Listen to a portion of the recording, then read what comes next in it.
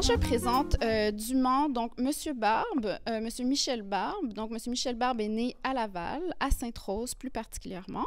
C'est un scientifique détenteur d'un doctorat de l'Université McGill. Au cours de sa carrière professionnelle, M. Barbe a été chercheur, professeur universitaire, vice-président de compagnie et administrateur de recherche en milieu universitaire et industriel. Il est l'auteur de plus de 120 publications scientifiques récipiendaires de plusieurs prix d'excellence. Et puis ses intérêts récents se sont portés donc sur son oncle, Guy Barbe, dont il complète à l'heure actuelle l'écriture d'une ample biographie en 3 tomes, en anglais et en français. Donc, vous complétez, si je ne m'abuse, le 3e tome en français et vous êtes rendu à la traduction du 2e tome. Donc, une étude qui avance vraiment très, très bien, bilingue et qui sera terminée d'ici la fin de l'année. Si tout va bien. Voilà. Alors, on est très, très heureux d'accueillir M. Guy Barbe pour cette conférence.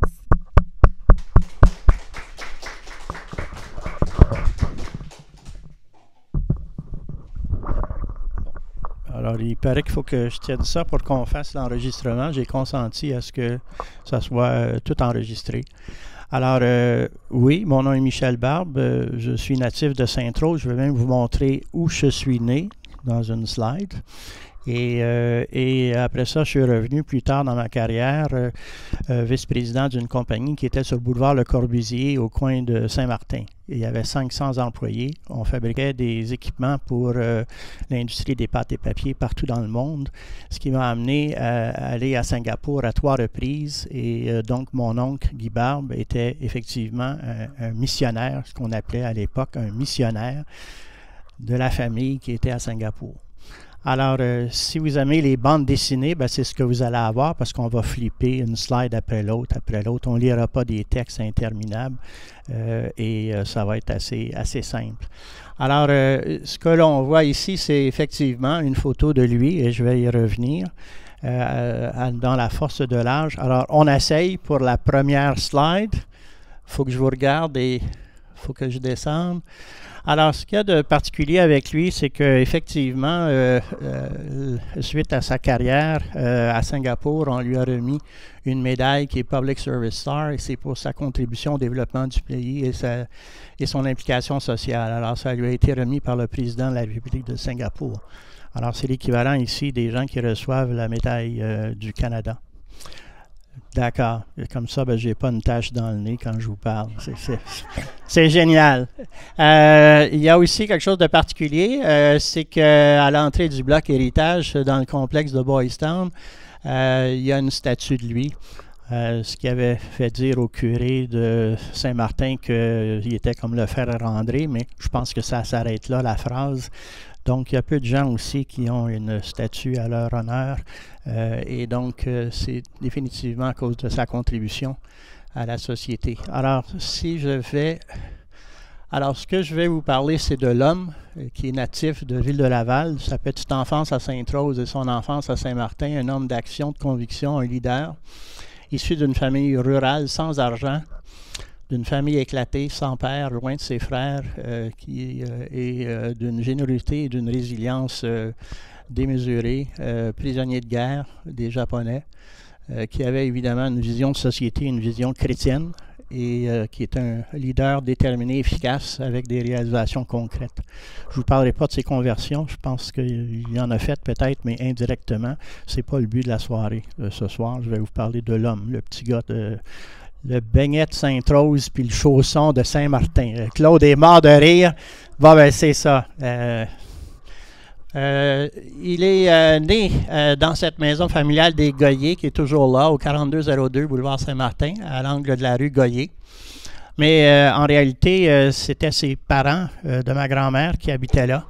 Et ils habitaient sur la rue Saint-Laurent, dans la paroisse Saint-Jean de la Croix, dans le quartier Villeray.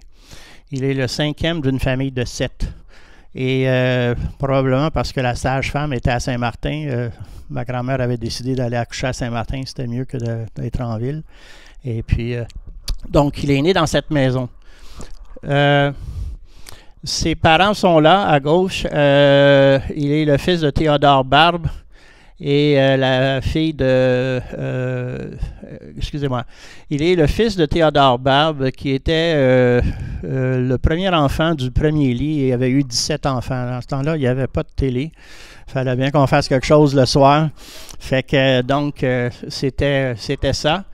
Et ma grand-mère ici, Alba Goyer, était la fille de Benjamin Goyer. Elle était la 4e d'une famille de 8 enfants.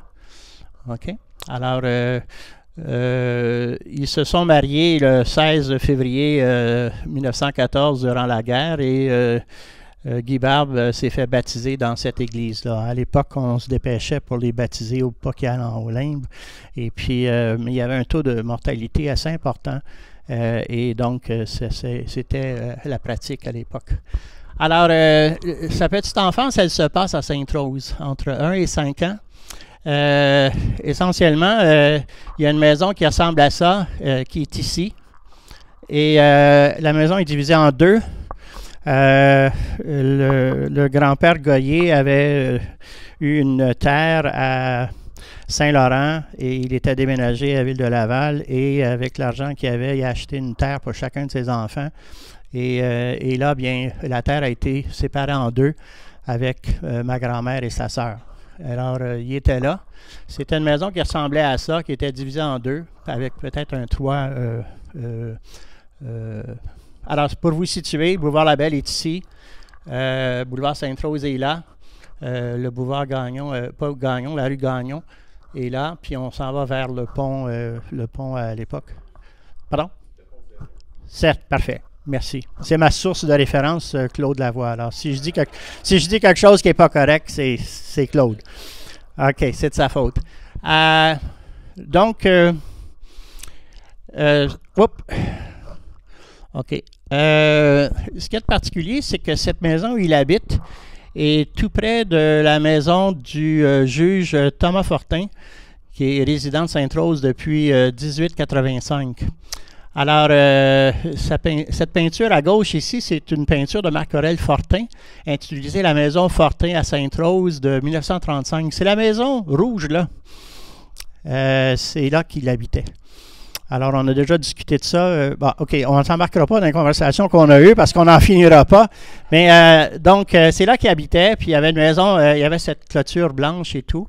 Pardon, cette galerie blanche. Et c'était quand même pas un 2 de pique. Son père, à Marc-Aurèle Fortin, il avait fait son droit à l'Université Laval à Montréal. Il avait été admis au barreau en 82. Il a été professeur de droit civil et municipal à l'Université McGill. Il a été député de la circonscription de Laval fédérale de 96 à 1904 et il a été juge à la Cour supérieure du Québec. Alors, tout ça, c'est pour vous, juge Raoul Barbe, qui est un ami. Alors, essentiellement, c'était alors, il habitait dans cette maison ici, et ce que l'on voit ici, c'est l'artiste qui est ici, qui peint l'arrière de la maison et qui peint l'arrière de cette maison-là aussi. OK? Alors, j'ai appelé ça la terre des filles Goyer à Sainte-Rose. Ils étaient des jardiniers maraîchers. Mais c'est une pure invention de mon imagination parce que c'était la terre de Cordélia Goyer que je vous montre de là à là. Et ça, bien, ça n'existait pas des noms de femmes à l'époque. C'était Madame Joseph Arthur Cloutier, c'était son mari. Vous n'existez pas les femmes, puis that's it, that's all.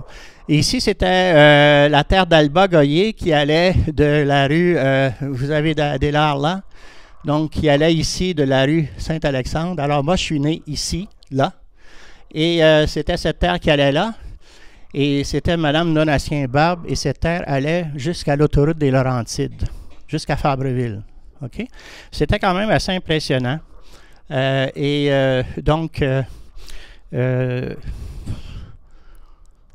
Donc, la terre de Cordélia avec la grange qui est là, avec la maison familière en arrière, ça, c'est ma tante Cordélia Cloutier sur sa terre. C'était des jardiniers maraîchers. Alors, Guy Barbe, à 5 ans, il va à l'école maternelle au couvent des Sœurs Sainte-Croix. Et évidemment, il faut qu'il traverse le boulevard Labelle pour aller là. Et puis là, je parle de la tendresse de son père et de sa mère. Alors, il raconte dans ses mémoires que son père l'avait aidé à faire une boîte à savon qui avait des roues sans moteur qu'on faisait dans notre jeunesse. Hein? On se souvient tous de ça. Vous êtes là. Ça me fait plaisir de savoir qu'il y a des gens qui se souviennent encore de ça. Et puis, donc, c'était fait mal, puis il saignait, puis tout. Puis, on voit qu'il avait une très grande sensibilité. Il parle de ça dans ses mémoires. Il a écrit ses mémoires à l'âge de 75 ans, et puis il y a une centaine de pages de mémoires. Alors, ce que j'écris, ça s'inspire de ses mémoires, et j'ajoute pour que les gens comprennent. Parce qu'il n'y a personne qui se souvient de c'est quoi une boîte à savon, tu sais. Donc, c'est ça. Puis sa mère aussi lui disait, bon, pour aller à la maternelle, l'autre bord, il faut qu'il prenne le boulevard Sainte-Rose, qu'il traverse le boulevard Labelle, puis qu'il s'en aille plus loin. Puis là, c'était le début des voitures Ford, puis il faisait beaucoup de bruit. Puis là, fais attention à toi en allant à l'école, etc. Alors, ici, effectivement, il y avait 10 millions de voitures en 2024 et 15 millions en 27, et c'était le modèle qui était le plus populaire, la moitié des voitures en Amérique du Nord. Okay? Alors, avec notre ami Donald Duck, ça ne sera plus le cas. Et tout le monde va acheter des voitures ailleurs. Fin de la parenthèse.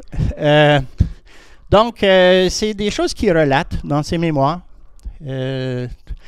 Le drame familial est le suivant, c'est qu'à un moment donné, ça ne va plus entre Alba et Donatien.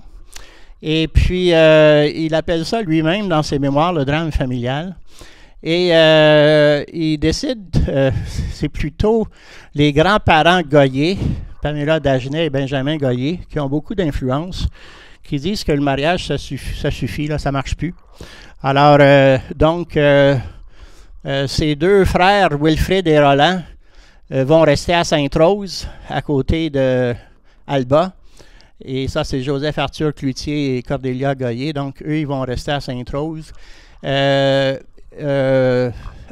qui est ma grand-mère, et Guy et Bella, qui est la fille, les trois vont aller vivre chez les grands-parents à Saint-Martin. Alors, ça s'est passé en 25-26. C'était peu fréquent que les gens se séparent à ce moment-là. Et c'est la réalité de ce qui s'est passé. Donc, ici, il y a un astérisque parce que Bella, ici, qui était la plus âgée, va effectivement vivre dans la maison des grands-parents, mais va passer son temps comme fille à gage chez Wilfrid Goyer et Mariette Clermont à Saint-Martin. Je vais vous montrer cette maison. Donc, il dit dans ses mémoires, son oncle Armand ramène un chariot de foin à Saint-Martin à la condition qu'il ramène aussi les effets personnels de la famille, Donatien Barbe et Goyer. Alors, ça ressemble à ça, un chariot de foin. Et il y a une peinture de Marc-Aurèle Fortin intitulée « Rue de village à Sainte-Rose ». Elle est datée de 1925. Et il y a une drôle de coïncidence. Guy Barbe est né en 19. Il part à 6 ans, ça fait 25. Alors, Marc-Aurèle Fortin a 37 ans. Ce chariot, c'est ce chariot-là. La maison-là, ça doit être chez toi. Mais il n'y a jamais une peinture de Marc-Aurèle Fortin avec son chariot, avec des foins, qui a jamais eu une corde sensible pour moi.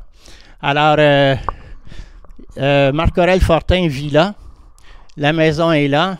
La grange est là. Le chariot est ici. Et puis, on va le remplir avec le foin là, avec ses effets personnels.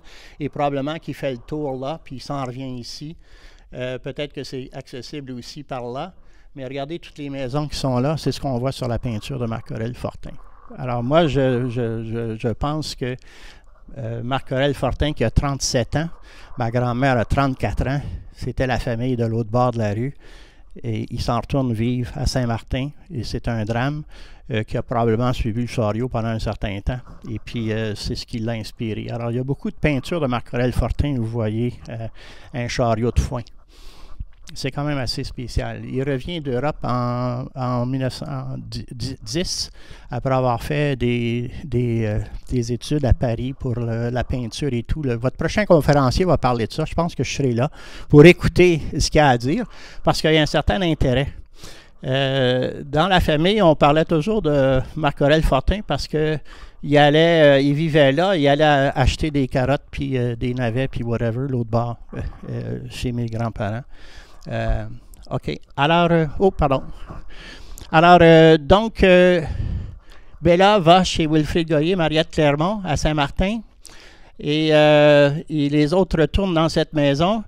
Et ce que mon oncle dit dans ses mémoires, c'est qu'il n'a jamais été chez lui. C'était pas son chez lui, c'était la maison de ses grands-parents. Il était là en pension, puis il fallait que sa mère travaille, puis sa mère allait faire des ménages à Saint-Martin pour qu'elle puisse payer sa pension pour vivre dans la maison de ses parents. C'était comme ça à l'époque, et c'était quand même assez spécial. Ma tante Bella allait chez Azilda Clermont, Wilfrid Goyer, la tante et l'oncle de Guy Barbe, en 22. C'était la maison familiale des Goyer ici, qui est toujours là, au boulevard de Saint-Martin, de 100e Avenue. Et puis, c'est là qu'il y a les trois frères Goyer, Alfred, Wilfrid et Joseph. Et c'est ces trois-là qui ont donné 250 000 $ lors du 250e anniversaire de la paroisse de Saint-Martin. OK? Il y a un lien entre les deux parce qu'on a fait, tous les trois ici, on a mis une statue, on a mis une plaque en arrière de l'église de Saint-Martin et on a eu, comme ce soir, une présentation, on a eu 100 personnes et tout, et tout, et tout. Ben, je vais y revenir. OK? Alors, donc, c'est ça, la situation. Alors, il fait ses études primaires à Saint-Martin. À l'époque, c'était la vieille école de rang qui est ici. En cours de route, il déménage à l'école Leblanc du Couvent, qui est ici, qui est en 28. Il raconte dans ses mémoires qu'il aide son oncle Armand Frédé et Joseph Arthur sur la terre. Il va au marché Bon Secours, puis il faut arriver tôt le matin pour vendre ses affaires avant les autres, puis il faut les mettre sur le marché plus vite que les autres. Alors, je vous ai montré la photo du haut et celle-là. Et ça, c'est ma tante Cordélia avec ses poules. Et ça, c'est mon oncle Arthur avec sa vache et son chien. Et c'était ça, les jardiniers maraîchers de l'époque à Ville de Laval. Il avait aussi un rayonnement social, livreur de journaux. Il allait chercher sa tante Rose, il allait chercher son oncle Alphonse qui prenait un coup pas mal fort à l'hôtel Saint-Martin. Il l'envoyait, il disait ben, ramène-la à la maison parce que là, ça a assez duré. Après ça, bien, il était servant de messe. Ça, c'est l'intérieur de la seconde église de Saint-Martin. Et bien sûr, le curé Maxime Leblanc, dont le vicaire était l'abbé Froment, qui a eu une contribution importante à la Société de généalogie et de l'histoire, qui écrivait des livres sur Saint-Vincent-de-Paul, sur le développement de toute la partie ouest de l'île Jésus. Alors, il était servant de messe, il payé 5 cents pour dire la messe, sauf le dimanche, parce qu'on ne peut pas travailler le dimanche contre rémunération. Fait que le curé l'avait organisé d'aplomb. Donc, c'était sa contribution. Et il accompagnait sa mère à l'oratoire Saint-Joseph pour des pèlerinages. Il a fait partie de la fanfare de Saint-Martin. Il était un saxophone baryton, ici, le petit gars. Il avait 4 enfants. Il était un des 4.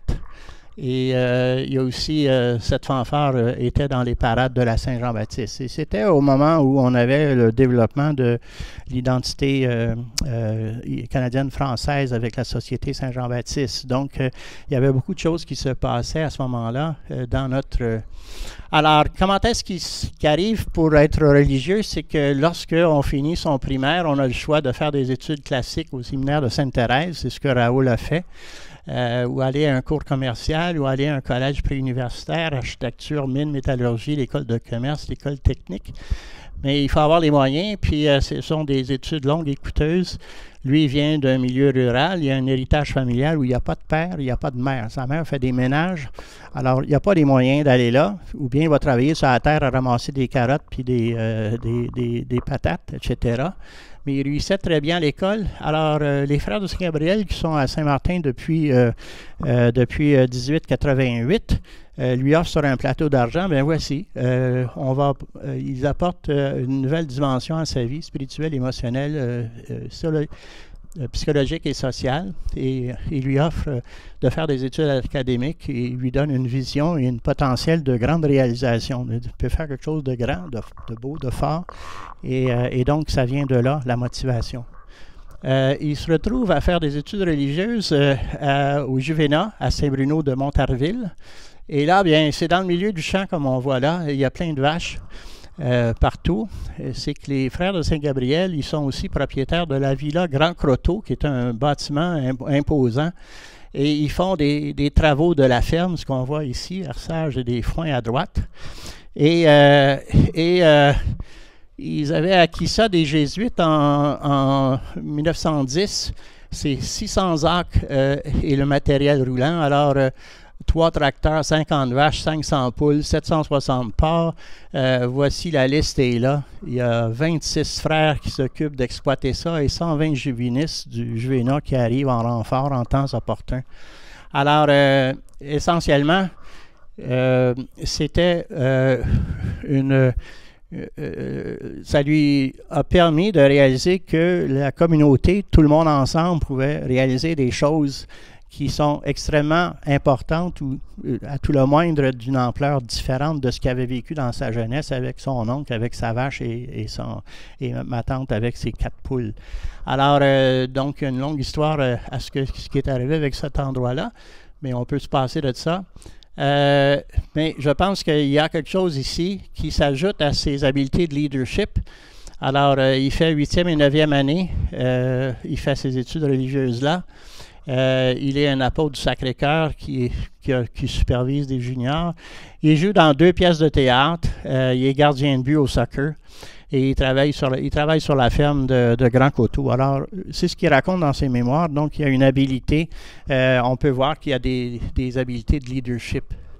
Alors, à 15 ans, il rentre au Saut-au-Récollet. Et ça, c'est l'endroit où il doit faire son noviciat, son scolastica et son école normale. C'est un édifice qui est disparu sur la rue Taché. Mais c'était là que ça se passait, l'action. Il est ici. Il y a 52 frères sur cette photo. Et c'est là qu'un jour, on lui dit, ben voici l'habit religieux. C'est un peu comme les militaires, ça donne un certain prestige dans leur tête aussi. Et puis, on lui a dit, ben maintenant, tu ne t'appelles plus Guy Barbe, tu t'appelles frère Vincent de Sienne. Et c'était la pratique à l'époque de les nommer en vertu d'un saint ou de quelque chose. Alors, donc, je ne vous embêterai pas avec ça. À un moment donné, un jour arrive le frère Benoît-Marie, qui est le supérieur général, qui est en France, et il fait référence à ça, la première victime. Donc, il est choisi comme étant le candidat parmi 52 pour aller en mission dans les pays du Commonwealth. Alors ici, les frères de Saint-Gabriel qui sont français, ils sont dans toutes ces colonies françaises qu'on voit en bleu. Mais le supérieur général à gauche dit, bon, il y a aussi l'Empire britannique, puis on devrait avoir des frères aussi chez les Anglos. Puis, ben, si tu es du Canada, ben, tu parles à la fois le français puis l'anglais, puis tu devrais être capable de t'en sortir adéquatement. Alors, donc, il est brillant, et puis il est choisi, donc, un parmi 52 pour faire sa contribution, c'est-à-dire de devenir missionnaire.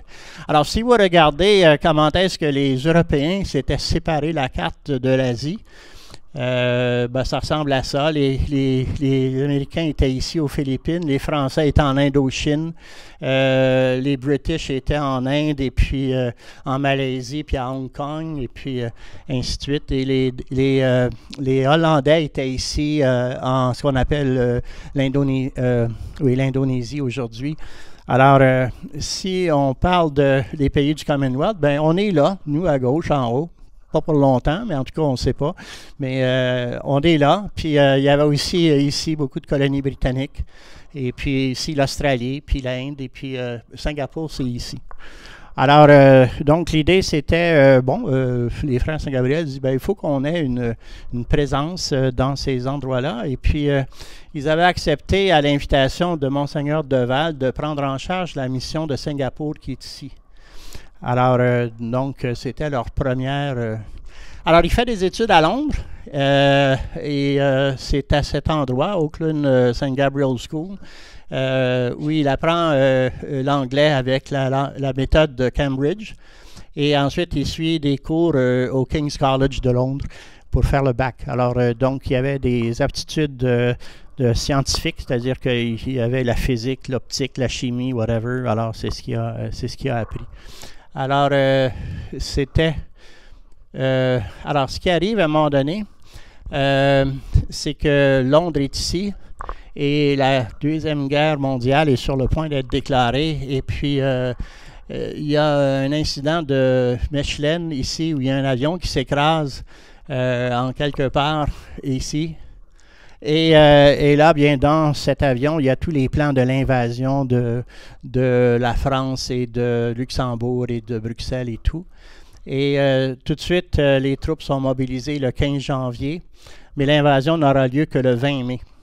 Alors, le supérieur général, dont les bureaux sont à Bruxelles et en France, à Saint-Laurent-sur-Sèvre, c'est séparé entre les deux, dit tout le monde revient à Saint-Laurent-sur-Sèvre. On a la ligne Maginot ici, on va être protégé contre l'invasion allemande, mais on sait tout le restant de l'histoire. La ligne Maginot n'a jamais vraiment tenu longtemps.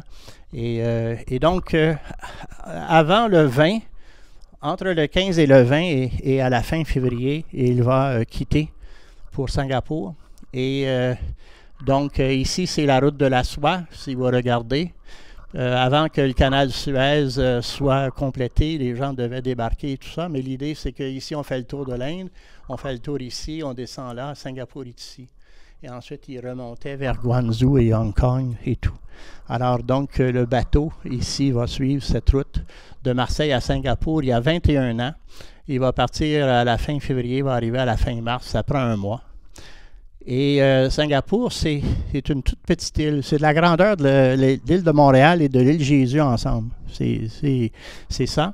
Et puis, il arrive dans ce pays. Et tout de suite après, se déclare la guerre du Pacifique. Alors, donc, sur cette carte, on voit le Japon qui est ici. Ils vont attaquer Pearl Harbor. Ici, le 7 décembre 1941. Mais avant ça, ils avaient envahi le nord de la Chine, la Mandchourie. Ils étaient descendus en Indochine et puis ici, à Guam. Alors, donc, Taïwan, Corée, Mandchourie, Indochine. Alors, le même jour, ils vont attaquer Pearl Harbor, la Chine, Taïwan, Malaisie et Guam. C'est quand même assez spécial. Et ils vont débarquer au nord de la Malaisie. Singapour est en bas là. Et ça va leur prendre 2 semaines pour descendre de haut en bas. Ils descendent de haut en bas avec des chars d'assaut et des bicyclettes qui vont entourer les troupes britanniques, puis ils vont les attaquer par derrière. Les Britanniques à Londres avaient dit les chars d'assaut, ça ne marchera jamais en Malaisie, c'est plein de marécages, etc. Mais les Japonais avaient compris autrement. Alors, en 2 semaines, ils se retrouvent aux portes de Singapour, qui est ici, et ils devaient, d'après tous les experts, attaquer d'ici, parce qu'il y a des plages comme la Normandie, puis se rendre au centre-ville ici et prendre possession de toute la colonie britannique. Mais la réalité, c'est qu'ils vont attaquer à gauche où c'est marécageux et ils vont descendre et puis après ça, ils vont faire le tour et puis ils vont finir par encercler Singapour ici. Alors, au début, lorsqu'ils sont de l'autre côté, il est ici, à Serangoon, et puis l'attaque est imminente ici. Donc, le frère, le supérieur régional dit, il faut se déplacer, il faut aller se cacher là. Ils se cachent là, mais c'est effectivement de là qu'ils ont été attaqués. Et donc, c'était une période assez particulière. Alors, il est fait prisonnier des Japonais. Il est interné à l'âge de 22 ans à la prison de Shanghai pendant 3 ans. Et essentiellement, c'est la prison ici avec les tours au coin, puis c'est comme une croix ici, puis les prisonniers sont ici, puis au centre, bien. Donc, ils appellent ça un poteau de télégraphe. Et à l'intérieur, il y a 130 000... Les Japonais avaient 130 000 prisonniers après la guerre. Alors, ils n'avaient pas l'armée pour contrôler tous ces prisonniers. Alors, ils instituaient une structure hiérarchique interne. Et donc, ils demandaient aux British d'avoir un commandement de la prison, de déléguer des gens aux services sanitaires, à l'alimentation, aux loisirs, ou ainsi de suite. Et puis, c'est comme ça qu'ils réussissaient à contrôler tout ce qui se passait dans l'établissement. Alors ça, ici, c'est les prisonniers au moment de leur libération en 1945. La prison avait été basée sur le modèle de celle de Sing Sing, près de New York. 640 détenus. Et au moment, en 1944, il y avait 3600 prisoners of war civils et 4500 militaires. Alors, c'était démesuré et c'était comme ça que les Japonais fonctionnaient.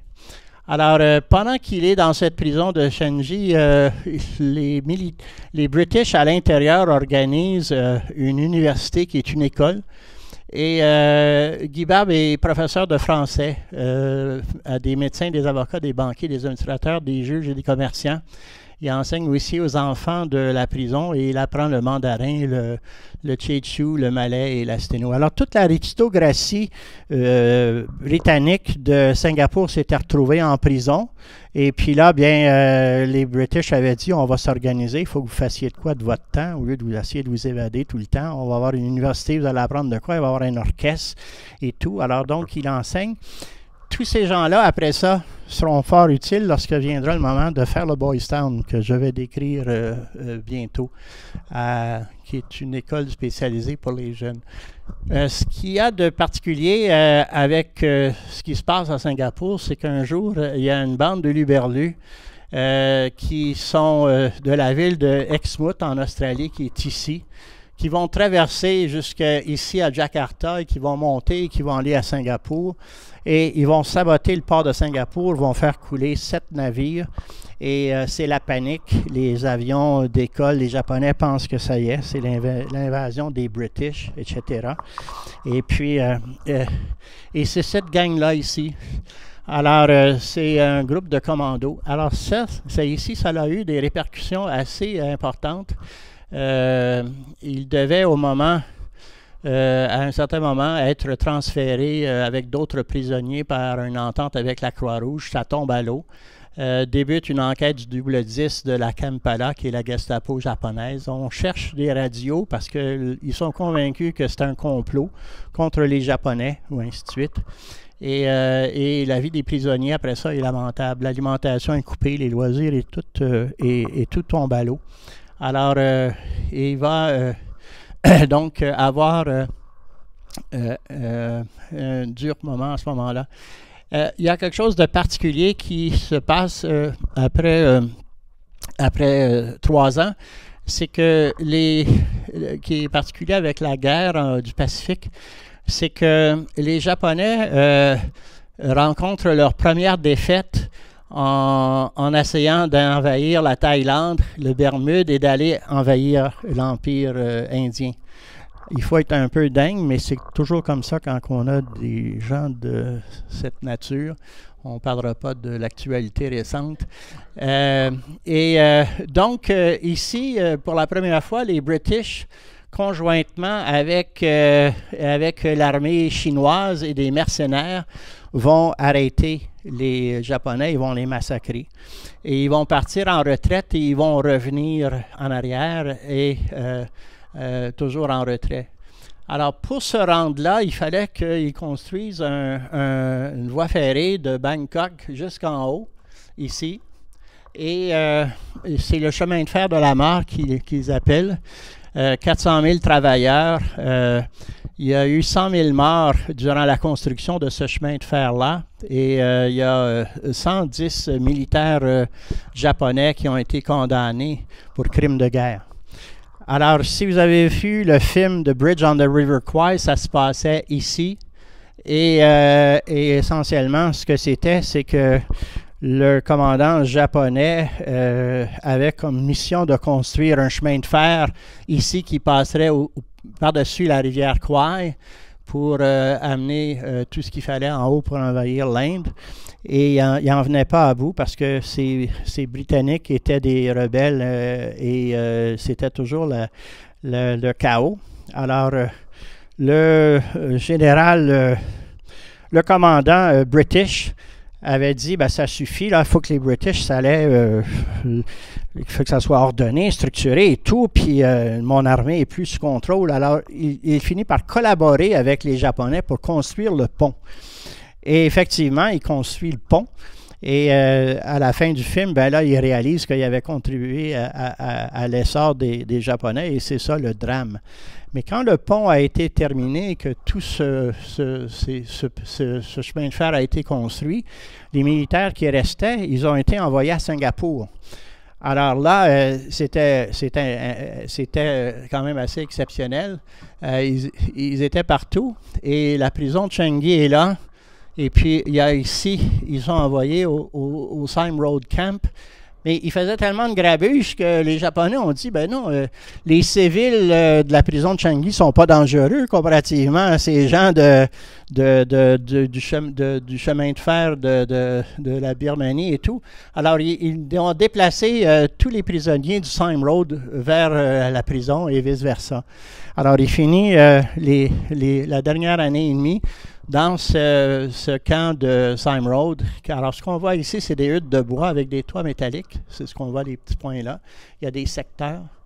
OK? Et puis, il y a un secteur pour les hommes, il y a un secteur pour les femmes. Et il n'y a rien à manger. Alors, chaque terrain en avant de la hutte est là pour des légumes. Et ils mangent les légumes. Et ils ont le droit à leur bol de riz. Alors, c'est ce que ça a l'air. Ça, c'est les prisonniers civils britanniques au camp de Sime Road. À ce moment-là, il a 23 ans. Il y a 4500 prisonniers mâles et ils sont de 27 nationalités. Il y a 1023 femmes et 328 enfants. C'est quand même assez exceptionnel et c'est ce qu'ils ont l'air. Alors, ils ont pour déjeuner une pinte de riz et de l'eau. Pour dîner, une pinte de riz et une soupe aux légumes. Puis le soir, une pinte de riz bouillie. Voilà. Alors, ici, bien, il y a des maladies, dysenterie, biri-biri, malaria, typhus tropical, etc. Alors, il est parmi le 10% qui n'a pas été atteint par ces maladies mortelles. Donc, il y avait une raison à ça, il n'y a pas de doute. Quand tu as quelque chose à faire dans la vie, pour cette société. Alors, qu'est-ce qu'il fait dans ce camp? Bien, il est les seuls volontaires pour enseigner aux enfants en difficulté. Alors, il y avait 60 personnes de qualifiées dans ce camp pour s'occuper des enfants et leur donner, et personne ne s'est porté volontaire. Il était le seul parmi 60. Il crée l'école Saint-Gabriel de Sime Road. C'est une hutte en bois de cocotier avec un toit de zinc. Alors, le jour, c'est une salle de classe, 40 élèves du niveau alimentaire qui ont réussi les examens officiels de Cambridge. Le soir, on tasse tout, ça devient une orphelinat, puis il y a les parents sans enfants du camp et les enfants de plus de 12 ans qui ont été transférés du camp des femmes. Parce qu'après 12 ans, c'était des hommes, puis il n'y avait plus d'affaires dans le camp des femmes. Alors, ils les envoyaient l'autre bord, mais il n'y avait pas de parents, ces jeunes-là. Alors, donc, ils les accueillaient, ils s'occupaient d'eux. Alors, la libération a été hautement célébrée, c'est ce qu'on voit à gauche. Ils n'ont plus rien à se mettre sur le dos. Ça, c'est la photo de lui qu'on a en septembre 1945, après la libération du camp, avec un Noël Simon. Alors, c'est la photo après la guerre. Il va revenir au Canada. Alors, on va aller de Singapour à Colombo en Inde, à Port Saïd, puis on va aller à Liverpool. Il y a 1500 passagers pendant 28 jours et il va regagner 32 livres. Si vous voulez parler kilos, c'est 15. Et la Croix-Rouge et les médecins s'occupent d'eux. Alors, quand ils arrivent ici à Suez, on les habille, on les nourrit, puis quand ils arrivent à Port Saïd, c'est la même chose. Alors, puis il y a de ces 1500 passagers, il y en a à peu près le tiers qui meurent en cours de route parce qu'ils sont atteints de la dysenterie et tout, et puis ils ne survivent pas le voyage. On fait ça discrètement, on les lance par-dessus bord la nuit pour que personne ne le sache, pour garder le moral de tout le monde. Et donc, c'est ce qui se passe pour le retour au Canada. Et il se retrouve pas très longtemps après sur le RMS Queen Mary qui va de Southampton à Halifax. Il y a 12 000 passagers sur le deck et en bas, et ça dure 3 jours et 21 heures. Alors, on rapatrie tout le monde au Canada, donc c'était à Halifax. Et à Halifax, on les met sur un bateau, puis on les envoie à Montréal. Et puis, donc, ils arrivent à Montréal, ici à la gare centrale. Excusez-moi, j'ai toujours l'habitude de pointer. Habituellement, c'est un pointeur. Ils arrivent à la gare centrale à Montréal, c'est ce qu'on voit en haut là, qui est à côté de la cathédrale. Et à droite, c'est ma grand-mère et le frère Guy Barbe et Jacqueline Barbe. Alors, évidemment, ça fait 10 ans qu'il est parti. Il ne reconnaît pas sa sœur parce que quand il est parti, sa sœur avait 7 ans, puis là, elle a 17 ans. Alors, c'est pas tout à fait la même chose. Alors, il y a une anecdote assez savoureuse dans ses mémoires, comme quoi elle doit pousser sa mère devant elle pour que, là, il reconnaît sa mère. Là, c'est bon. Alors, donc, ça, c'est ce qui se passe. Et évidemment, quand tu reviens, tu as laissé toute ta famille derrière. Alors, donc, pour un type qui a décidé d'entrer en communauté à 12 ans et demi, il revient après la guerre. Il a quasiment laissé sa peau. Et puis, donc, son frère, Wilfrid, ma mère, il a 2 enfants. Et son autre frère, Roland, et Jean-Guy.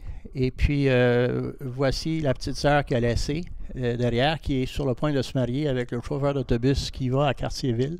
Puis ici, c'est Bella avec Roland Gravel. C'était la terre des Gravel à côté de la terre des Goyer, près de la famille Goyer. Alors, je vous montre ça parce que c'était peut-être le premier choc qu'il avait en communauté. C'est parfait, on se voit tous ensemble et tout, mais quand tu reviens dans ta famille puis tu regardes ça, tu te dis, oh, palais, oui, la vie a passé et puis oui, j'ai fait un choix, oui, mais il y avait d'autres alternatives et voilà les autres alternatives de sa famille. Lorsqu'il est là, bien, il est là pendant 9 mois, il a 25 ans. On lui donne une tâche d'enseignement à Christophe Colomb et il va enseigner dans une classe de 6e année D. Vous vous souvenez, dans le temps, c'était A, B, C, D. A, c'était les plus beaux, les plus fins, les plus smart. B, un peu moins. C. D, c'était vraiment ceux qui avaient des problèmes d'apprentissage. Alors, on lui donne la gang qui a des problèmes d'apprentissage. Et finalement, c'était peut-être prédestiné parce qu'après ça, il va retourner à Singapour. Il va s'occuper de ceux qui ont des problèmes d'apprentissage. Et donc... il est là au 50e anniversaire il est ici, donc le 50e anniversaire en 1946. Photo de toi, ça, Claude. Et puis ici, il y a la famille Goyer, les frères Goyer, etc. On ne rentrera pas là-dedans, mais c'est tout écrit dans le livre. Après ça, il va retourner en septembre. Alors, Montréal-Liverpool, il est sous le nom de Guy Barbe. Après ça, il va aller sur le Moulton, qui va aller de Southampton à Singapour. Il revient le 15 octobre 1946. Quand il arrive là-bas, ben, il reste quelques survivants. Celui qui avait été interné ici avec lui en la prison, il est ici, lui. Et puis il y a ici le curé de la paroisse. Et puis ici, il y a un Français, Noël de Jésus, puis ça, c'est l'Espagnol qui est en charge. Alors, ça, c'est les pionniers de l'après-guerre. Le supérieur provincial lui dit, écoute, avant la guerre, nous avions une école de métier ici qui est avec un noviciat, et tout a été démoli. Les Japonais ont cannibalisé ça. Ils ont transporté l'équipement dans leur propre usine pour faire des armes et des munitions et tout. Et puis, il ne reste que la carcasse. Ici, ça a été partiellement démoli. Il y a une bombe lors de l'attaque des Japonais qui a passé au travers ici le plafond et qui a descendu les escaliers et qui les a ratés de peu. Ils étaient cachés sous les marches. Alors, il aurait pu y laisser sa peau là aussi. Et donc, le supérieur général en France lui dit, ben garde, on donne le mandat de remettre ça sur pied, de repartir ça. C'était la mission au départ qu'on nous avait confiée. Et là, bien, c'est lui, en 48-50, alors c'est la photo que vous avez vue dans la pub. Et il appelle ça dans ses mémoires la rencontre providentielle. Il rencontre ce monsieur McDormand, qui est un Australien, qui est le directeur du Lifeguard Milk de Singapour. Alors, il avait été interné avec lui en prison. Il était le directeur de cette compagnie qui faisait du lait en poudre et qui était vendu en Asie, en Australie et tout. Et finalement, il rencontre dans l'ascenseur au centre-ville de Singapour ils se reconnaissent et puis il y a un qui demande à l'autre, ben, qu'est-ce que tu fais? Puis alors finalement, McDermott dit, ben, j'essaye de faire un boys town en Malaisie, mais je ne suis pas trop sûr avec les communistes qu'il y a là. Puis le frère Vincent de l'autre bord dit, ben, moi je suis en train de faire un boys town à Singapour. Puis il a dit, bon, peux-tu se rencontrer après-demain? Je vais te montrer ce que j'essaye de faire. Ce que ça donne comme résultat, c'est que lui, à droite, il dit, ben, je vais arrêter mon boys town en Malaisie, puis je vais te backer, on va faire l'affaire ensemble. Alors donc, c'est lui qui va investir dans le projet et ils vont construire ça. Alors pourquoi boys town? C'est que si vous remontez à l'époque, il y avait eu un film qui s'appelait Boys Town avec Spencer Tracy puis Mickey Rooney en 1938 de MGM Studios qui avait gagné en nomination pour 5 Oscars et qui avait reçu 2. L'histoire de film le plus original puis le meilleur acteur, Spencer Tracy. Alors, essentiellement, l'histoire, c'était un père Flanagan qui était... qui avait mis sur pied à Omaha, dans l'État du Nebraska, aux États-Unis, un home pour abriter des jeunes. Et puis en 21, il avait acheté une ferme. Puis en 35, le gouvernement a dit, ben là, il y a assez de choses, etc. Vous allez vous appeler la ville. Alors, ils l'avaient appelé, ils avaient eu le statut de ville. Et ce Flanagan avait le plus grand respect de tout le monde. Alors ici, c'est avec General MacArthur, puis c'est avec Truman, avec ses recommandations pour essentiellement arriver avec des recommandations pour la réinsertion sociale des orphelins de guerre au Japon, en Philippines et en Allemagne. Alors, donc, ce film avait fait le tour du monde. Flanagan était un anglican, l'autre était un frère de Saint-Gabriel, un catholique. Normalement, ça ne se parle pas. Mais là, ils avaient un point de référence commun. C'était, ben voici, à Omaha, on a construit quelque chose. Puis l'idée, c'était que le juge avait dit, ah ben j'ai ces 4 voyous-là, ou bien je les envoie à l'école de réforme, ou bien non, vous, Père Flanagan, vous les prenez pour vous leur montrer de quoi, puis vous faites du monde avec. Et puis Flanagan a dit, moi je suis prêt à relever le défi. Alors donc il y a un home en 17, et puis ça ne fait que grandir après ça. Alors, je reviendrai sur leur motto après. Alors, qu'est-ce que c'est le concept des Boys Town? Un Boys Town est un centre familial éducatif pour les jeunes en difficulté, les orphelins, les enfants rejetés de parents criminels ou de trafiquants de drogue, dont la pédagogie utilisée permet le développement de leur capacité individuelle tout en les responsabilisant à tous les niveaux dans le cours de leur apprentissage. On intègre le système éducatif dans un régime social, en fait, une cité autonome, d'où le nom Boys Town, qui laisse beaucoup d'autonomie aux jeunes, allant jusqu'à ce qu'ils occupent des postes de direction du centre et que ces derniers, par le biais d'élections, soient renouvelés. Des représentants de tous les secteurs du centre sont consultés afin de répondre à leurs besoins. Donc, tu dis aux jeunes, vous arrangez entre vous autres, vous entendez entre vous autres. Après ça, vous venez nous voir, vous nous faites la demande, puis on va y aller, puis on va aller à l'étape plus loin. Donc, on responsabilise les jeunes et ils ont une dynamique à l'interne. Alors, le but, c'est de former des citoyens compétents et honnêtes, doués d'esprit d'initiative, les préparer à être des citoyens épanouis, généreux et solitaires afin qu'ils puissent contribuer pleinement à la société. Alors, le Boys Town, c'était l'époque, mais aujourd'hui, c'est des garçons et des filles. Il y en a 10 en Asie du Sud-Est et c'est tous basé sur ce truc.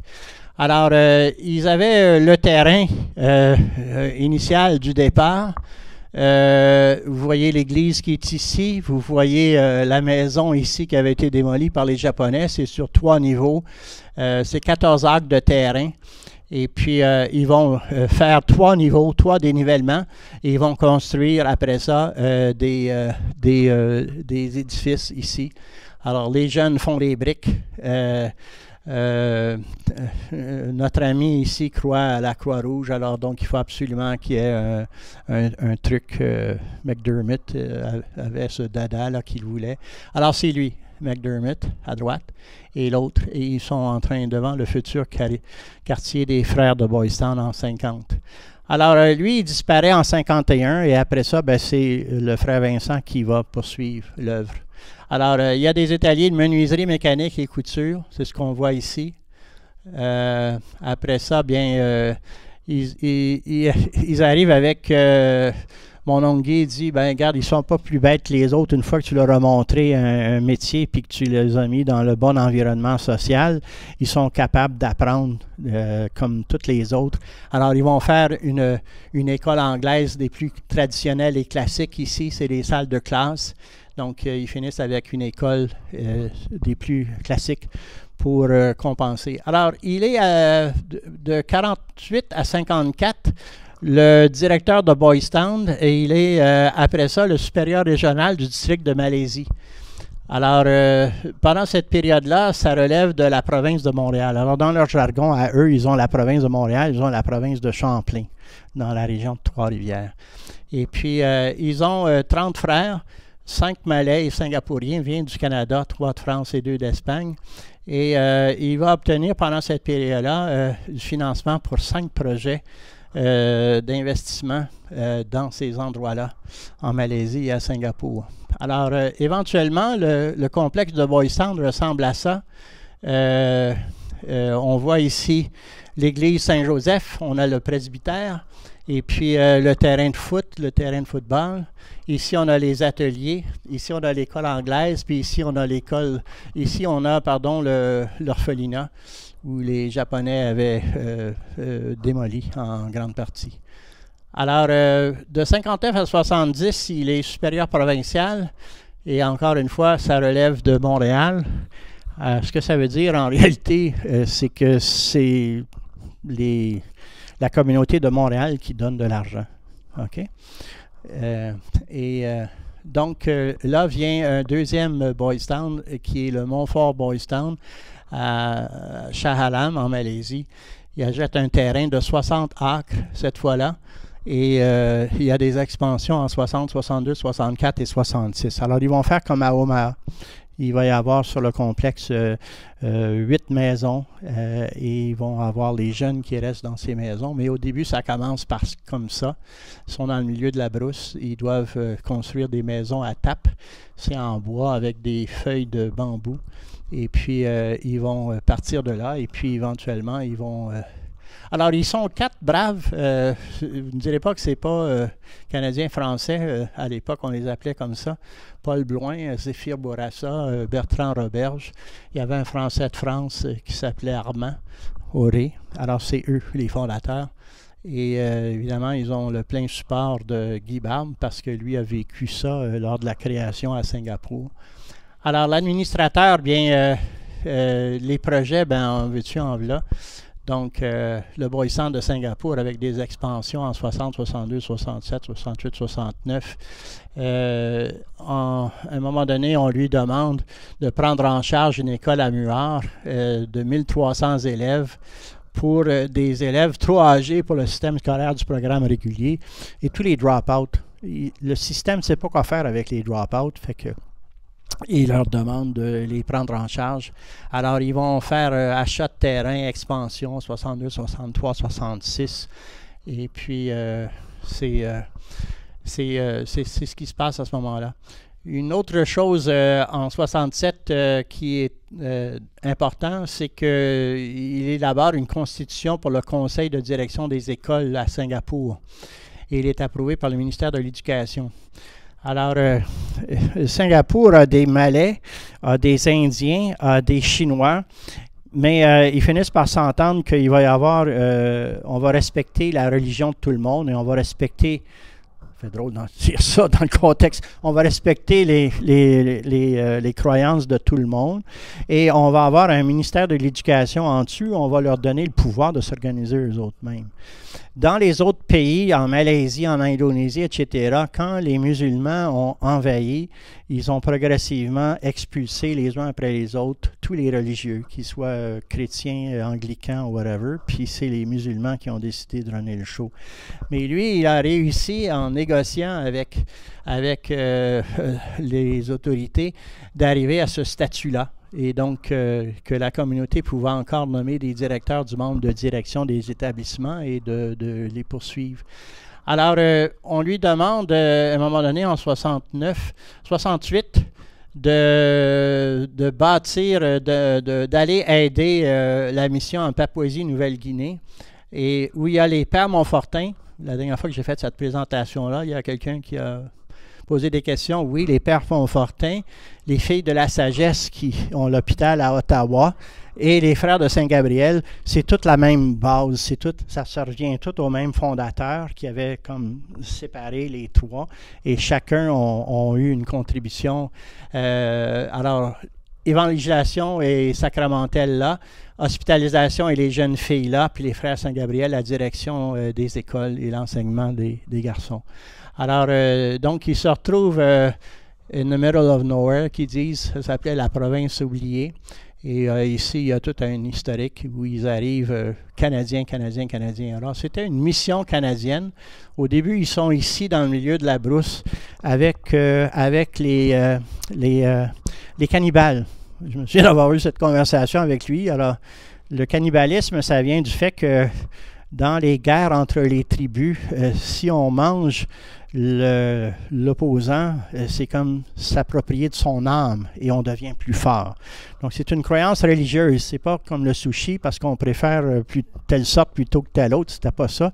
Alors, donc, ces fameux frères de Saint-Gabriel et les sœurs, etc., ils se retrouvent dans le milieu de cette affaire-là. Quelle différence culturelle. Ici, bien, on est là. Donc, il reçoit l'aide des... Alors là, ils sont rendus 61 frères. Ils sont 23 Malais singapouriens, 32 du Canada, 4 de France, 2 d'Espagne. On parle de 40 projets de 59 à 73. Ce qu'il y a d'assez particulier, je te souviens de le dire tout de suite, c'est que peu de gens qui réalisent ça, c'est que ces gens étaient en communauté. Ils faisaient des tâches d'enseignement et tout. Ils étaient payés par le gouvernement, mais il n'y avait pas une scène dans leur poche. Ça allait tout à la communauté, puis la communauté s'en servait pour reconstruire une école à côté, une autre école dans l'autre village, une autre école là, etc. Puis à la fin, quand ils voulaient avoir une paire de souliers, il fallait qu'ils demandent à leur superviseur s'ils pouvaient avoir une paire de souliers. Ils avaient fait le vœu de pauvreté, c'est ça. Et à un moment donné, quand ça ne va plus, c'est que lorsqu'ils ont, je te souviens de le dire tout de suite, quand ils ont une expansion, et que là, ils sont plus capables, les frères, de faire l'enseignement dans toutes ces écoles, etc., et que viennent des laïcs. Et pour attirer des laïcs, on construit des maisons à proximité des écoles, et les laïcs arrivent, puis ils arrivent avec leurs femmes, puis ils ont des enfants, puis eux, les frères, ils sont à l'autre bord avec les pères, puis... Non. Pauvreté, chasteté, obéissance. Bon, alors, ils vont tous défroquer. On va mettre ça sur l'enregistrement? Oui. C'est une réalité. Non, c'est une réalité. C'est ça. Donc, aujourd'hui, quand vous pensez à ça, je veux dire, ils ont beau être pointés du doigt pour toutes sortes de scandales, pour de quelque nature que ce soit, qui sont inévitablement vrais ou peut-être exagérés ou peut-être pas vrais pantoute. Je ne veux pas faire de jugement là-dessus. Mais il y a quand même un côté de ces communautés-là qu'ils ont construit le Québec. S'ils n'avaient pas été là, le Québec ne serait pas ce qu'il est aujourd'hui et puis on ne serait pas où on est. Alors, on a évolué beaucoup après, etc. Mais à un moment donné, il faut quand même mettre les choses dans le bon contexte. Ils ont fait une contribution importante à la société et ça devrait être reconnu comme tel. OK, fin de la parenthèse. On s'égare, là. On s'égare. Ça n'a pas de bon sens. À un moment donné, Pierre Elliott Trudeau est à Singapour. Il y a une réception à l'ambassade du Canada. Il est là. On le reconnaît. Et puis ici, c'est le frère qui est responsable du Boys Town en Malaisie. Et il dit à Pierre Elliott Trudeau, écoutez, il dit, on fait des choses extraordinaires, nous, en Malaisie et tout, puis on aurait besoin d'argent. Puis alors, Trudeau le regarde et dit, écoutez, il dit, vous savez ce qu'il y a de marqué dans l'Évangile? Demandez, vous recevrez. Alors, finalement, ils ont demandé, puis ils ont eu des subventions du gouvernement du Canadien. Alors, donc, il y a une partie parce qu'ils étaient tous des Canadiens, vous avez vu les Canadiens tantôt, là. Alors, ils ont eu financement du gouvernement canadien. Alors, ça, c'est notre ami Trudeau. Il se retrouve à Boys Town. Il aime ça, les bains de foule. Il est là à gauche. Il est ici, c'est le directeur avec les autres. Celui-ci, c'est le frère Philibert, qui était à l'école de Sainte-Rose avec mon père, qui était un génie. J'ai couché dans sa chambre après sa mort quand je suis allé à Singapour. Je ne rentrerai pas dans ce genre de détails. Alors, ici, bien, ici, là, le banquet. Alors, il aimait ça, lui, vive les baguettes et tout. Et ça, c'est le Montfort Boys Town à Kuala Lumpur, à Shahala, en 70. Il y a une grande tour ici, comme on avait dans les stations de pompiers à Montréal un temps, là, pour faire sécher les roses. C'est la même affaire, là. Alors, donc, là, ici, bien, il y a des choses assez extraordinaires. Si vous parlez de la phase 3 et 4 pour subventionner la croissance du Montfort Boys Town, puis que tu fais affaire avec 8 organismes gouvernementaux, tiens-toi bien, après la Barouette, ça va descendre en bas de la côte assez vite. Alors, le gouvernement est impliqué dans le coup, il y a un fonds de construction du pays, il y a un programme de développement épais, il y a un conseil des loteries, il y a le gouvernement canadien, il y a Miserere qui est un organisme allemand aussi, puis la communauté des Frères Saint-Gabriel. Essayez d'avoir un consensus de tout le monde, je vous lève votre chapeau, il faut être assez diplomate. Alors, donc, le Montfort Boys Town à Kuala Lumpur est vraiment là, copié sur celui d'Omaha. Ils ont 300 garçons, ils ont un système monétaire avec une carte de mérite, ils ont leur journal, ils ont des ministères. Alors, cette gang-là s'occupe des transports, de la radio, la santé. Et puis, la ville est divisée en 8 maisons sur la responsabilité d'un préfet qui est aidé avec des sous-préfets. C'est eux qui déterminent ensemble l'emploi du temps des gens, l'organisation des sports, la cuisine, l'approvisionnement et les paiements. Alors, ils sont tous des drop-out, puis ils sont tous des gens qui ont parfois un dossier criminel, mais ils se font la discipline entre eux. Et c'est la base du Boys Town. Alors, donc, si on parle des réalisations, bien, on a le Boys Town de Singapour, on a le Boys Town de Montfort en Malaisie, 1500 élèves. On a la Ensemble English School de 1000 élèves sur le campus. On a l'école Saint-Gabriel de 2000 élèves à Singapour et le Saint-Gabriel School de 1300 élèves à 350 élèves à Singapour. Alors, il est comme le big boss de tout ça. C'est pas pire pour un chausson de Saint-Martin. OK. Après ça, si on continue, bien, il y a en Malaisie, 3000 élèves. En Malaisie, 1400 élèves à l'école Saint-Joseph. À Muar, 1300 élèves pour les jeunes trop vieux pour aller à l'école.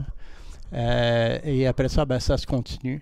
Et puis, des maisons de formation religieuse, oui, des noviciats et tout. On est encore dans le upswing. Les gens entrent en communauté. Après ça, ils sortent tous de communauté. Bon, et on a ça. Alors, ça, c'est l'administrateur. Il revient à la direction du Boys Town pour un second terme de 73 à 82. Et de 82 à 87, il sera le directeur des finances. Rien de tel que contrôler les cordons de la bourse. Hein. Il s'occupe aussi des relations avec les anciens. Quand les jeunes ont passé au travers le système puis ils ont été rescapés et qu'ils reviennent, ils ont une autre vision. En disant, oh, oui, c'est comme ça qu'il faut faire. Je me souviens, j'étais un drogué, j'étais ci, j'étais ça, puis on m'a sorti en écoutant, en faisant ça et ça et ça. Donc, ça prend un autre envol. Il y a un alumni d'un club des anciens. Et puis, il est là. Alors ici, bien, il remet des prix et des médailles aux finissants de l'atelier de couture. Ici, bien, il est un administrateur. On signe les chèques, on sait ce que c'est. Et puis, ici, bien, il est directeur des finances. Et ça, c'est celui qui le remplace. Donc, il est juge de paix. Alors, de 79 à 87. Alors, il visite dans les prisons pour apporter aux autorités les conditions de détention et amélioration potentielle. Il est membre du comité général consultatif pour évaluer l'évaluation de la libération avant terme. Alors, quand je vais le voir, et puis on est dans le parc, puis on a la prison derrière, puis je lui dis, ah, tu fais ça? Tu vas en prison et tout? Oui, puis je lui dis, comment est-ce que ça a été quand tu es revenu la première fois après avoir été incarcéré pendant 3 ans? Puis il a dit, oui, j'ai revu ma cellule et tout, mais il dit, il faut faire un trait sur le passé. Et maintenant, voici ce que je fais. Je suis en train de les aider pour améliorer leurs conditions puis déterminer s'ils sont aptes à une libération conditionnelle avant leur temps. Il est évidemment la personne ressource pour le Singapore Council of Social Service où effectivement avec un groupe ils vont faire des recommandations pour les programmes d'éducation et de prévention contre les mauvais traitements contre les enfants. Alors, il va représenter Singapour à Melbourne. Il va faire une présentation. Et alors, il est la personne ressource parce qu'il en a déjà vu bien d'autres. La retraite. Alors, on est en 87-92. Quand j'arrive à l'aéroport, le frère Emmanuel qui est à gauche, il vient me chercher puis il dit, tu sais, on a failli le perdre. Il dit, il y a eu 3 opérations pour l'anévrisme à Sydney et il a survécu, mais il n'est pas fort. Alors, j'ai dit, OK, parfait. Alors, mais il était là. Alors, pour m'accueillir un peu plus loin, il ne voulait pas juste marcher jusqu'au bout du terminal. Et on passe quand même un bon temps en 87. Donc, je suis là à droite. J'avais l'air beaucoup plus beau dans le temps. Et ici, il est là. Et puis, on est à l'hôtel Raffles. Et donc, ici, c'est Raffles. Et ça, c'est en sortant de l'hôtel Raffles. Et puis là, c'est le frère Emmanuel à gauche qui fait la photo. Et là, on est les deux qui sont l'un à côté de l'autre. Puis il dit, on n'est pas pour rester de même. Ils disent, on a l'air de 2 taupins. Fait qu'il me met la main sur l'épaule. Fait que c'est de là que ça vient, là, la main sur l'épaule. Il va faire stage par-dessus stage à cet hôpital, au Mount Alvernia Hospital. Puis un jour, bien sûr que l'inévitable arrive. Alors, il va décéder. On lui fait des funérailles nationales. Et puis, il y a une garde policière et tout. Et puis, c'est la photo des funérailles. Et sa première sépulture est ici, Brother Vincent, Guy Barbe, avec sa photo. Il est là, au cimetière Chau Chung Kang. Et après quelques années, il y a un réaménagement du Boys Town. Et puis, le supérieur dit, on va répatrier sur le même site tous les frères de la première heure canadiens. Alors, ils vont aller le déterrer, ils vont l'incinérer, puis ils vont le mettre dans un crématorium, et c'est ce qu'on voit ici. Le crématorium avec les autres frères. Et puis, regardez, Émilien Benoît, Bartholomew, Narcisse Gignac, Armand Proulx, Jean-Paul Ouimet, c'est celui que je vous parlais tantôt, qui était allé à l'école avec mon père, Guy Barbe, Charles Leclerc, Perrault, Gervais, Godette, tous des Québécois. On les appelle Québécois aujourd'hui, dans le temps, on les appelait Canadiens-Français.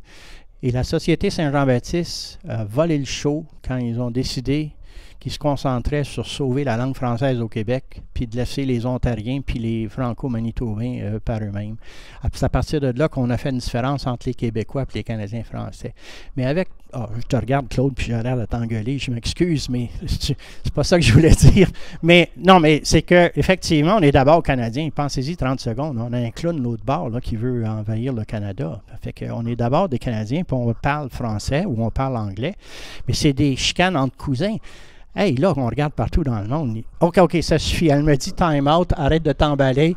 Oui, il m'en reste quelques-unes. Alors, donc, la reconnaissance publique, le directeur du camp, Cheeseman, lui rend le plus grand hommage à la fin pour sa générosité et son excellence à la prison de Changi au camp de Sime Road. Il le fait immédiatement après la libération, ce qui lui donne des ailes pour le financement, pour bâtir le Boys Town.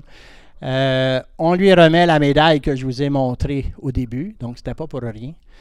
Et puis, le conseil d'administration décide de renommer ce bâtiment de Vincent Hall, qui peut accueillir 1500 personnes, qui est un gymnase ou ainsi de suite. Après ça, on lui fait une statue. Alors ça, c'est la première version qui est sur le site de Boys Town, qui est derrière. Après ça, lorsqu'il y aura remaniement de tout le complexe et tout, on va rapatrier cette statue beaucoup plus près. Ça ici, c'est la plaque que l'on a mis à l'église de Saint-Martin, qui est une plaque en aluminium coulé 28 par 20. Alors, OK, puis c'est Raoul qui était dans le coup, Claude et moi qui étaient dans le coup. On a convaincu le curé Adam qui s'appelle Klinkos, qui est d'origine polonaise, puis je ne suis pas supposé dire ça, mais ça fait 12 ans qu'on demande au comité de toponymie de la ville de Laval de faire quelque chose, puis je pense que ça va aller à 13 ans ou 14 ans, puis il ne se passera rien, à moins qu'on fasse un miracle ou quelque chose. Mais ça a pris le curé Adam Klinkos qui, le 18 septembre 2022, on a mis cette plaque en présence des responsables provinciaux, des frères de Saint-Gabriel, des filles de la sagesse qui venaient d'Ottawa et des missionnaires Montfortin qui s'appellent maintenant. On voulait une plaque tous les trois qui avait plus que sa date de naissance et sa date de décès. Ça résume sa vie. Il est né et baptisé, puis il est décédé, puis voici ce qu'il a fait dans sa carrière. Et essentiellement, c'est ce que l'on voulait. À Singapour même, ça ressemble maintenant comme ça. Il y a une barrière pour rentrer. Et puis, on a ce que je vous montrais tantôt, l'église là, on a le presbytère, on a ici les écoles, et puis on a ici la bâtisse qui avait été détruite, la Assumption English School en haut là. Et puis ici, on a le séminaire et tout. Alors, c'est un énorme complexe de 14 acres. Le gouvernement a dit, ce que vous avez fait, c'est formidable, il ne faut pas que ça meure avec la fin des Frères Saint-Gabriel. Alors, voici le deal. On va vous financer à 95% pour retaper toutes ces bâtisses et vous allez mettre 5%. Puis dans 30 ans, ça va nous appartenir au gouvernement. De toute façon, d'après nos statistiques, dans 30 ans, il n'y aura plus de frères. Fait que faut qu'il se passe de quoi. Alors, c'est le deal qu'ils ont fait avec eux, alors que le gouvernement, croyant à la mission de ce qu'ils avaient fait et de la nécessité d'avoir un complexe comme celui-là, ils ont mis des millions pour retaper la place. Alors, c'est ce que ça a l'air aujourd'hui. C'est ce que vous voyez ici, c'est sa statue, là, en avant le bloc héritage. Et puis, les frères de Saint-Gabriel, ils sont... les Boys Town des frères Saint-Gabriel, ils sont là, ici. Singapour, en Inde, en Malaisie, à Fidji, à Papouasie-Nouvelle-Guinée, à Fidji, en Malaisie occidentale et tout. Alors, c'est basé sur le modèle de Singapour. Les écoles gabriélistes, il y en a 2 sur le campus. Il y en a 6 au total et 1800 élèves, 1000 élèves. Et c'est comme ici. C'est des écoles privées, subventionnées.